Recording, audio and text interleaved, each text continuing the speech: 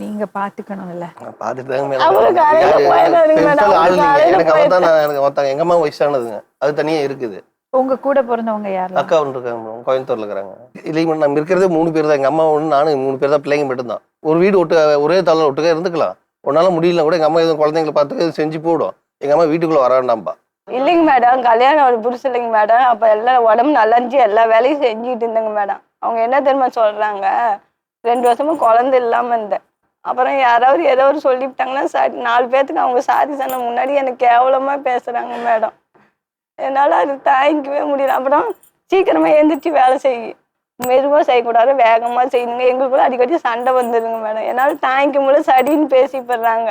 நீ எப்படி இருக்கணும்? உங்க அம்மா உங்க கூட இல்ல, மாமியார் அம்மா மாதிரி பாத்துக்கணும்ல. அவங்க ஏதாவது ஒண்ணு வயசானவங்க சொன்னா என்ன ஆயிட அது போகுது? ஏதோ ஒரு நாளைக்கு சொன்னாலும் பரவாயில்ல மேடம், என்னால வேலையே செய்ய முடியலைங்க மேடம். அவங்க சடின்னு அந்த வார்த்தையை சொல்லி இப்ப மட்டும் எப்படி செய்யறியும்? இப்ப கொஞ்சம் தாங்க மேடம் செய்யறேன். அப்புறம் இவரு இந்த குடிச்சுட்டு வந்தாருன்னா கை வச்சு அவங்க அம்மா கூட சண்டைக்கு போவாரு. 2 பேத்துக்குமே அடி விழுவுங்க மேடம்.